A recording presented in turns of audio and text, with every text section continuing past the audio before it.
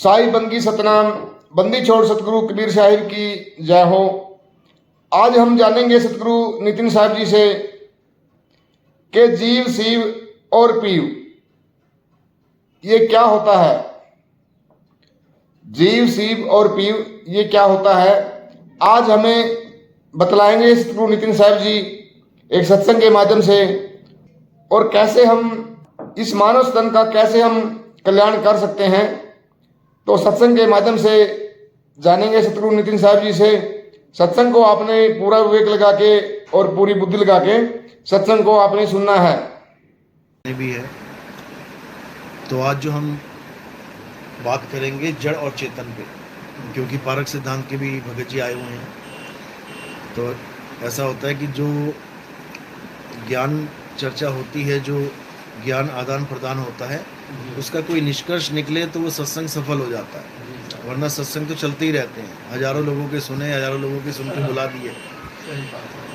तो कबीर साहब का सिद्धांत क्या है, मूल सिद्धांत क्या है, और बाकी कबीरपंथी क्या कर रहे हैं, क्या समझा रहे हैं, इस पे हमने विचार करना पड़ेगा। इस दुनिया में दो ही प्रकार के तत्व हैं। गीता में भी यही बोला गया है कि हे अर्जुन, इस दुनिया में दो प्रकार के तत्व हैं, एक है सत्य और एक है असत्य।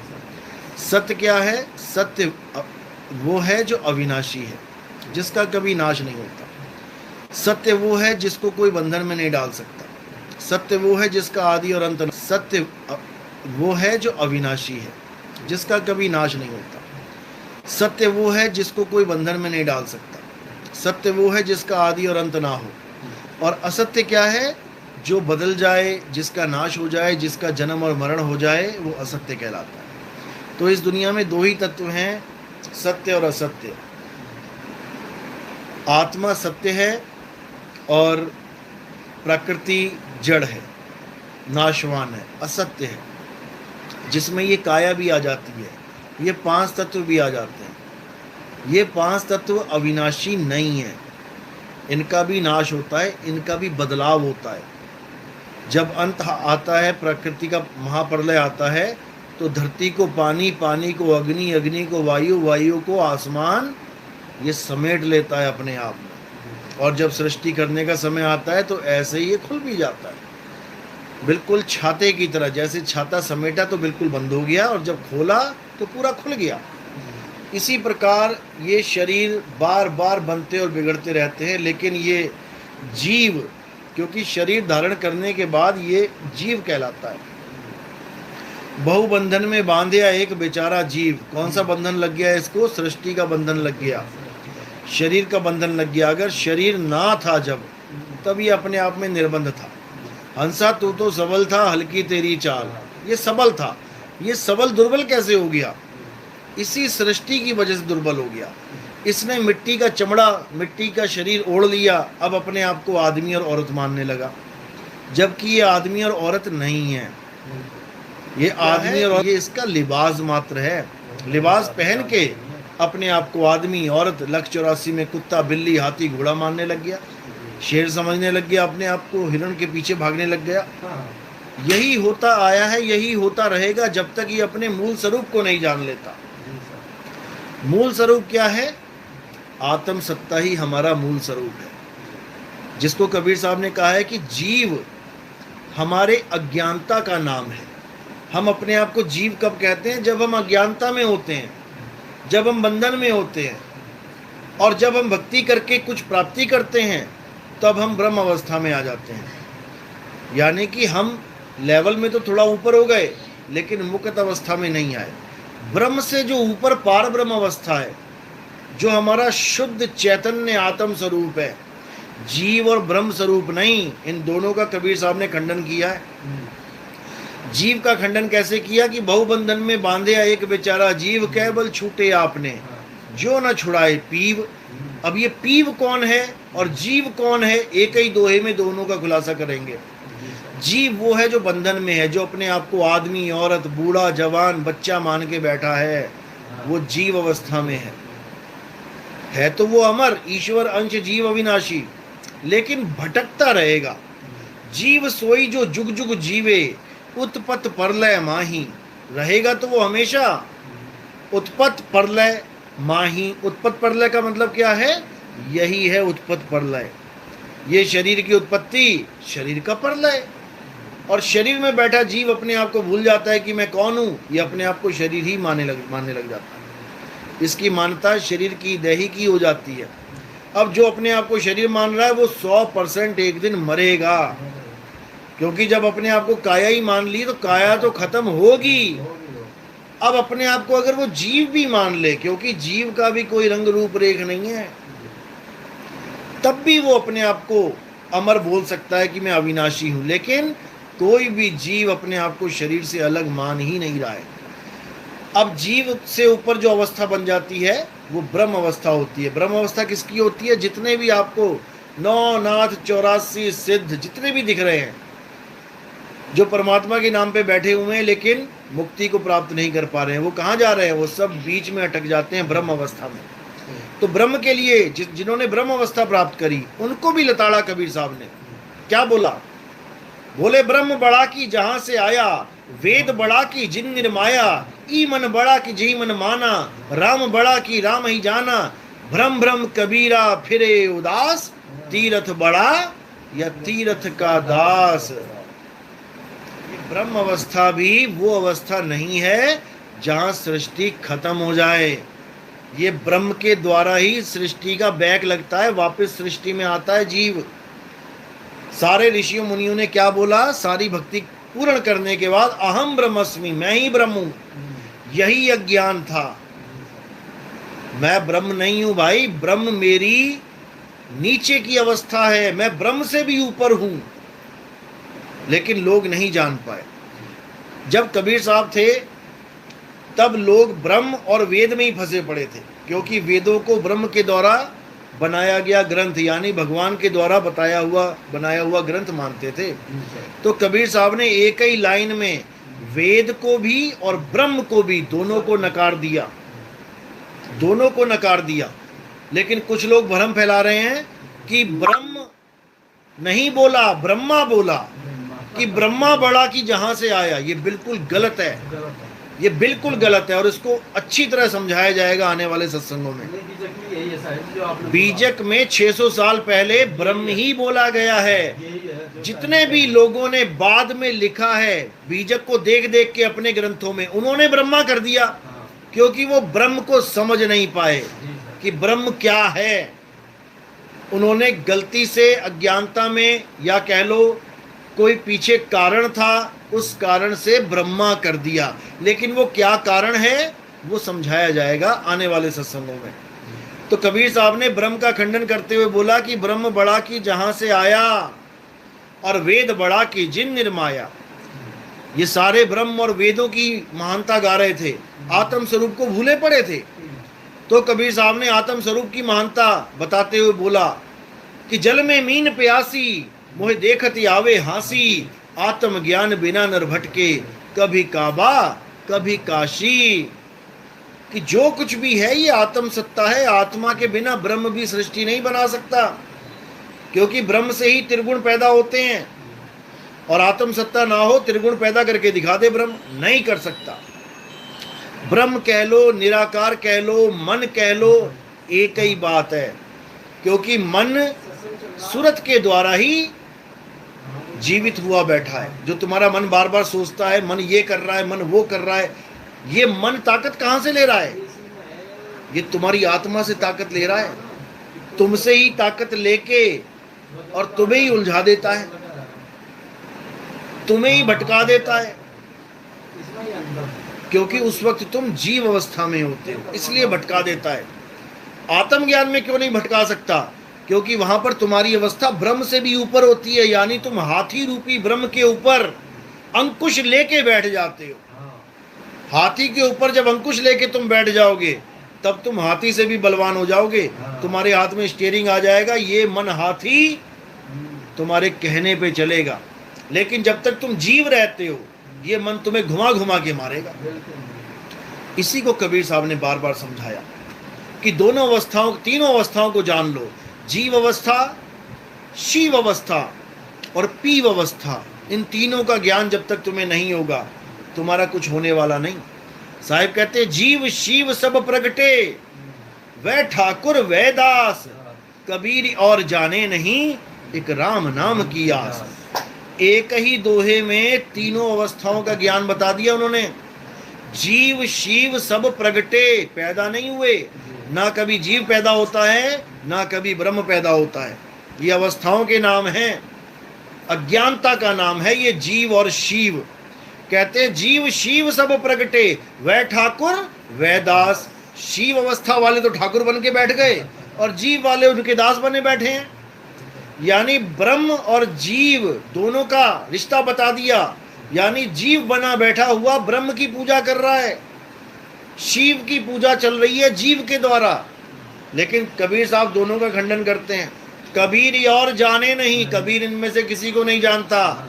एक राम नाम की आस। अब ये राम नाम कौन है, ये राम नाम क्या है? इसको पढ़ पढ़ के लोग सोचते हैं कि भगवान राम के पुजारी हैं कबीर साहब, कि दशरथ पुत्र राम जी के पुजारी हैं कबीर साहब। ऐसा बिल्कुल नहीं है। कबीर साहब क्या कहते हैं? एक राम दशरथ का बेटा, एक राम घट में बैठा, एक राम का सगल पसारा, और एक राम तीनों से न्यारा। अब इस दोहे को सुना के भी मूर्ख बनाने वाले बैठे हैं कई। कहते हैं चारों राम एक ही हैं, चारों राम एक ही हैं। अब उनको कोई ये पूछे कि एक राम तीनों से न्यारा, न्यारे का क्या मतलब होता है? न्यारे का क्या ये मतलब होता है कि चारों एक ही हो जाएंगे? तीन अलग हैं और तीनों से न्यारा चौथा राम अलग है, लेकिन लोग नहीं समझ पाते। इसीलिए कबीर साहब ने बार बार लताड़ा, लोगों को समझाया, डांटा भी, फटकारा भी, लेकिन लोग नहीं समझ पाए। जिस पर मालिक की मुहर लगी होती है केवल वही जान पाता है कि गुरु कह क्या रहा है, नहीं तो ये सिर के ऊपर से जाता है ज्ञान। तो साहिब कह रहे एक राम दशरथ का बेटा, कौन सा है वो राम? वो काया राम है, जिसको पहचान लेते हो तुम कि ये दशरथ का बेटा है कि देवकी का बेटा है, ये अंजना का बेटा है या रमेश का या सुरेश का बेटा है। देखो सारे राम सबको देख देख के पहचान रहे हो, ये काया राम है। एक राम दशरथ का बेटा, एक राम घट में बैठा, जो सब घटों में विराजमान है। वो कौन है? जो सब घटों को चला रहा है वो कौन है? जो सब घटों में बैठ के सब में रमा हुआ है, कौन है वो? जीव राम। आपका शरीर, आपके शरीर में आपका जीव, आपके शरीर में आपका जीव, सबके शरीरों में सबके जीव बैठे हुए हैं। बिल्कुल। एक राम दशरथ का बेटा, एक राम घट में बैठा, एक राम का सगल पसारा। अब ये कौन है जिसका सगल पसारा? ये पसारा है क्या? ये जो पसारा तुम्हें आंखों से दिख रहा है यही पसारा है। ये ब्रह्म राम कह लो, मन राम कह लो। छोटी सी झोपड़ी बनाई मन ने, कहता आसमान के नीचे नहीं रहूंगा, मुझे एक शेल्टर चाहिए। एक प्लास्टिक जोड़ के एक छोटी सी झोपड़ी बना ली। थोड़ा काम धंधा स्टार्ट किया, पैसे आने लगे, कहता नहीं ये तो छोटा सा घर है, मुझे बड़ा चाहिए। एक कमरे का मकान बना लिया। और थोड़े पैसे आ गए, कहता नहीं ये छोटा है, 2 कमरे का बना लिया, 2 बिल्डिंग बना ली, 10 मंजिला बना लिया। बढ़ता ही चला गया, 1 से मकान से 2, 2 से 4, 4 से 8 करता ही चला गया। पूरा पूरा शहर बसा दिया। कौन से राम ने बनाया? ये पहले राम ने बनाया शहर, ये दूसरे राम ने बनाया है, ये तीसरे राम ने बनाया है। ये मन के खेल हैं जो तुम्हारा विस्तार करता जा रहा है, करता जा रहा है। अकेला आदमी आया था दुनिया में, जवान हुआ, कहता नहीं मैंने तो विस्तार करना है, बीवी लाओ, शादी करूंगा, बच्चे हो गए, विस्तार कर लिया। किसने किया? मन ने किया। एक राम दशरथ का बेटा, एक राम घट में बैठा, एक राम का सगल पसारा, एक राम तीनों से न्यारा। ये कौन है? अब ये तन राम से भी अलग है, ये जीव राम से भी अलग है, ये मन राम से भी अलग है। ये कौन सा राम है? ये आत्म राम है। हमारी मुक्त अवस्था, जिस अवस्था में हम थे, जिसको बोला जहिया जन्म मुक्ता हता और तहिया हता ना कोई, छठी तुम्हारी है जगह, तू कहां चला भिगोए। तेरी अपनी आत्म अवस्था है, उसको छोड़ के तू कहां 5 तत्वों में जा रहा है, कहां तू जन्म मरण में फंसने जा रहा है। तो वहां से उतरते ही ये जीव बना बैठा है यहाँ पर। अब इस जीव की मुक्ति तभी होगी जब इसको कोई भेदी गुरु मिल जाएगा। भेदी गुरु किसका भेद बताएगा? अपने आत्म स्वरूप का भेद बताएगा, ना कि कोई मंत्र देगा, जंत्र देगा, तंत्र देगा। जो जंत्र मंत्र तंत्र देगा वो अज्ञानी गुरु, वो समझ लो फंसाने वाला गुरु है। और जो तुम्हें आत्म ज्ञान देगा, तुम्हारे स्वरूप का ज्ञान देगा, जीव स्वरूप का नहीं। जीव स्वरूप तुम्हारा नहीं है, जीव स्वरूप अज्ञान का है। एक डॉक्टर शराब पी के नाली में पड़ा है, तो उस वक्त तो डॉक्टर है कि शराबी है? शराबी है, डॉक्टर नहीं है। उसको शराबी का ज्ञान हटा के और डॉक्टर का ज्ञान दोबारा बता के उसको सीट पे बैठाना है और लोगों की शराब छुड़वाएगा वो। उसको कहते हैं आत्म अवस्था। और जो नाली में पड़ा है वो है जीव अवस्था।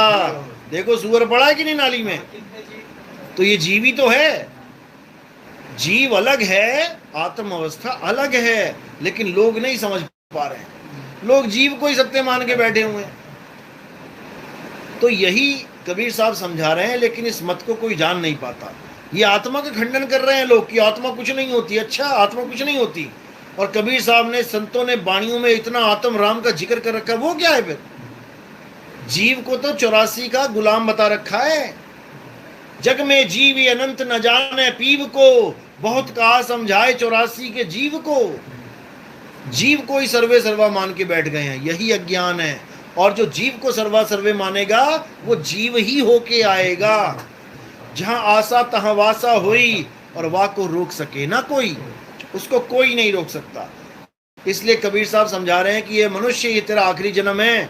अगर इस जन्म में तूने होशियारी नहीं दिखाई, तूने विवेक बुद्धि बल नहीं बढ़ाया अपना, तो तू दोबारा से उसी 84 में चला जाएगा। कोई बचाने वाला नहीं। 184 भटक के पौ पे अटके आए, अब की पासा ना पड़ा तो फिर 84 जाए। पासा क्या है? पासा है तुम्हारा सतनाम, तुम्हारा सच्चा नाम। अगर सच्चा नाम नहीं लिया इस बार, तो समझो कि अब दोबारा 84 जाने की तैयारी करो। कोई बचाने वाला नहीं है। इसलिए कबीर साहब ने सतनाम की महिमा गाई है। साहिब कह रहे सत्य नाम है सार, बूझो संत विवेक करी, उतरो भवजल पार। सतगुरु का उपदेश यही। सत्य नाम है सार। इस दुनिया में दो ही तत्व हैं, सार असार। सतगुरु ऐसा चाहिए जैसा सूप सुहाए, और सार सार तो गई रहे, थोथा दे उड़ाए। थोथे में क्या आता है? ये काया, ये माया, 3 गुण, 25 प्रकृति, ये सारा जितना भी मन माया का खेल है, ये सब थोथा है। ये 5 तत्वों की दुनिया थोथा है। ये मंदिर मस्जिद गुरुद्वारे जितने भी हैं, जो जड़ हैं, जो इंसान बना रहा है, वो थोथा है। सत्य क्या है? आत्मा ही सत्य है अर्जुन। ये आत्मा ही सत्य है। ये अपरिवर्तनशील है, ये कभी बदलती नहीं है, ये कभी जन्म और मरण में भी नहीं आती। जो अपनी आत्मा को इसी जन्म में जान लेते हैं, वो इस जन्म मरण से मुक्त हो जाते हैं। और जो अपने जीवन काल में आत्मा को नहीं जान पाते, वो नाना प्रकार की योनियों में भ्रमण करते हैं। कुत्ता, बिल्ली, हाथी, घोड़ा, सूअर, क्या क्या बनना पड़ेगा तुम सोच भी नहीं सकते।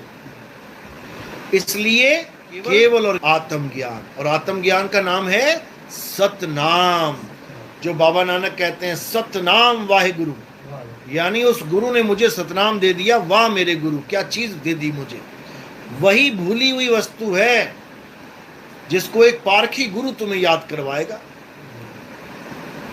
तो यही समझा रहे हैं कि सतनाम के बिना ये नर 84 में भटकेगा। सत्य नाम को सिमर के तर गए पतित अनेक, और ते ही कारण नहीं छोड़िए सत्य नाम की टेक। तो सत्य नाम ही हमारा पिता है, हमारी माता है, हमारा रब है, हमारा गुरु है, सब कुछ सतनाम ही है। इसीलिए कबीर साहब की फोटो के आगे पीछे ऊपर नीचे कहीं ना कहीं सतनाम जरूर लिखा होगा, लेकिन वो उनका गुप्त नाम है। उजागर नाम कौन सा है? कबीर, सतसुकृत, मुनिंद्र, करुणामय, ये उजागर नाम है। यानी इनको देख के पहचाना जाता है कि कबीर साहब आ गए जी। लेकिन जो उनका गुप्त नाम है, क्योंकि नाम आपका भी गुप्त है, जो उनका गुप्त नाम है वही तुम्हारा गुप्त नाम है, दोनों में कोई फर्क नहीं है, वो है सतनाम।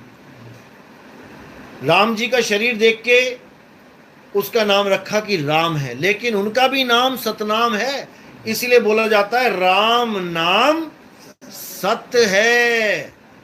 जो राम का असली नाम वो राम नहीं है, वो तो 52 अक्षर है, वो तो अक्षर बनने के बाद रखा गया। रा और माँ, जब ये अक्षर नहीं बने थे, का खा गा गा नहीं बना था, आ ई नहीं बना था, या रा ला वा शा नहीं बना था, तो राम का रा कहां से आता?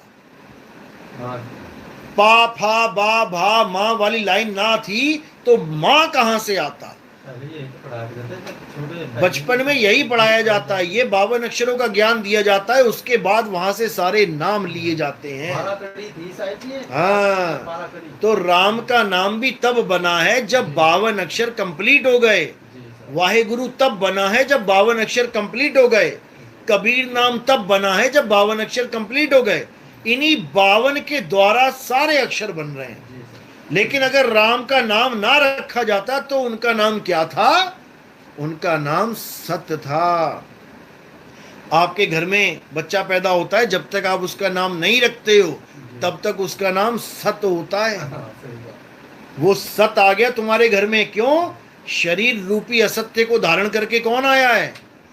सत्य ही है, क्योंकि आत्मा और शरीर, सत्य और असत्य दो ही चीजें हैं।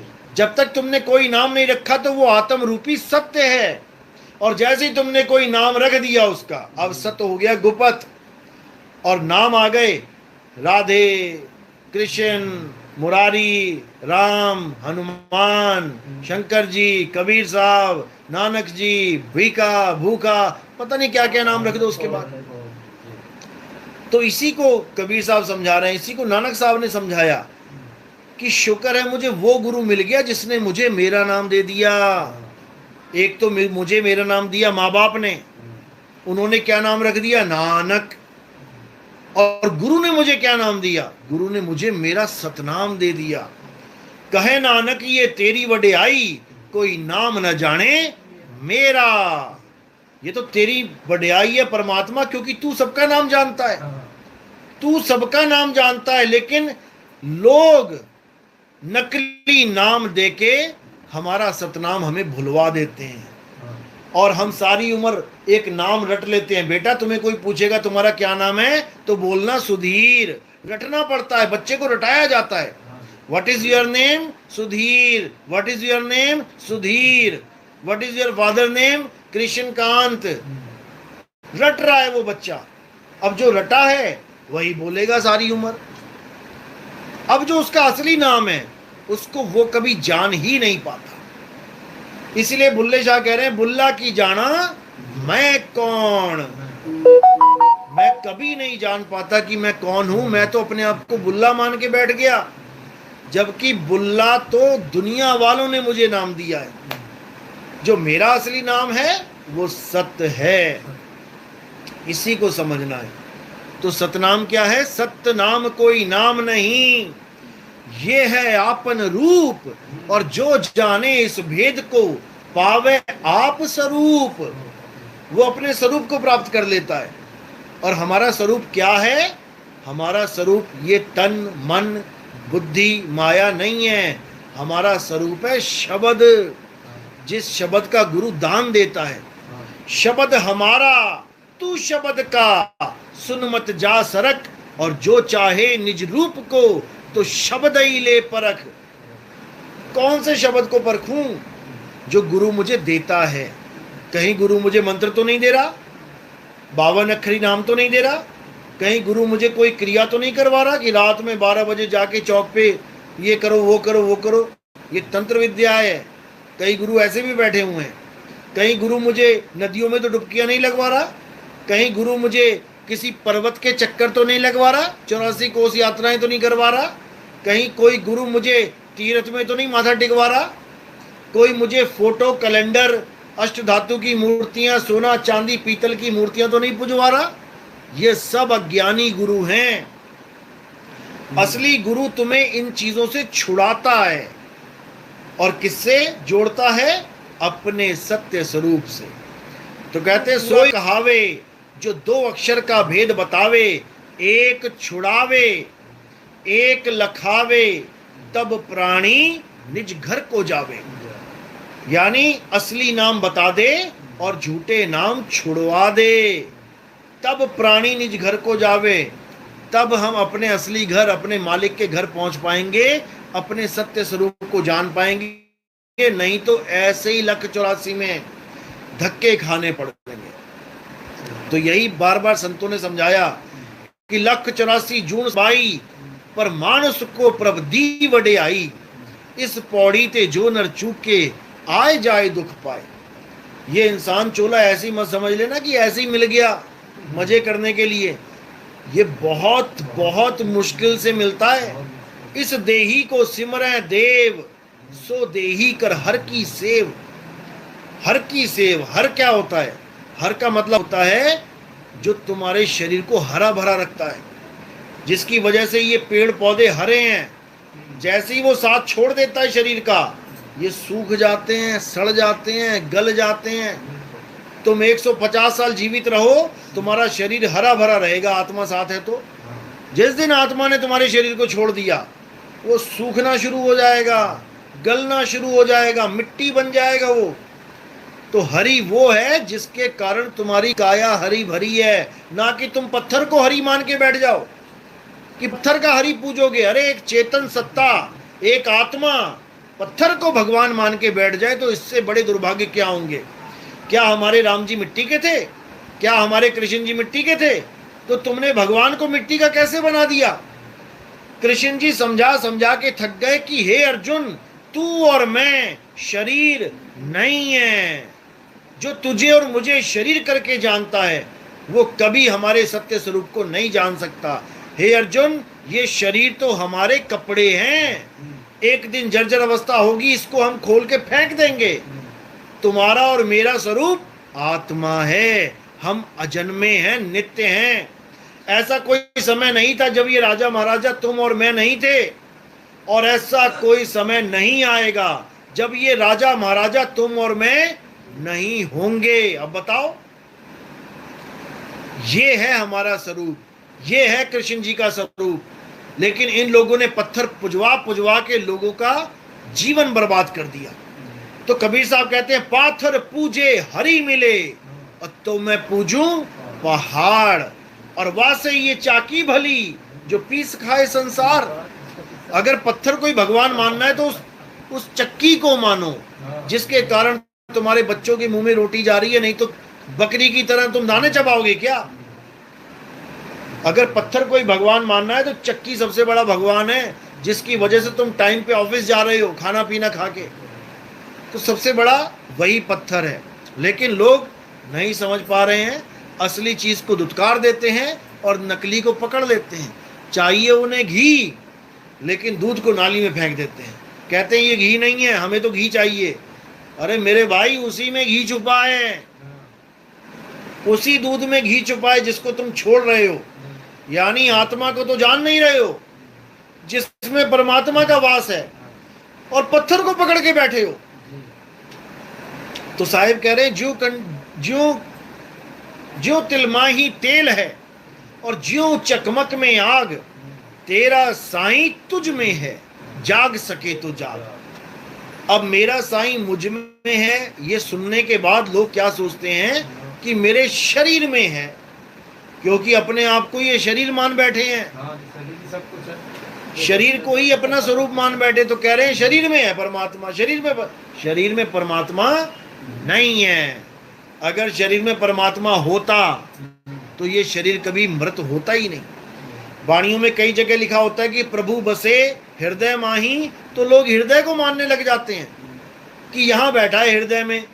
अगर परमात्मा हृदय में बैठा होता तो इसमें कभी हार्ट अटैक आता ही ना, कभी इसकी मृत्यु होती ही ना। लोग नहीं समझ पा रहे हैं कि वो शरीर से न्यारा है, अजूनी सैभंग, यानी जो कभी जून में, कभी शरीरों में आया ही नहीं। शरीरों में कौन आती है? सुरता, सुरत आती है शरीर में।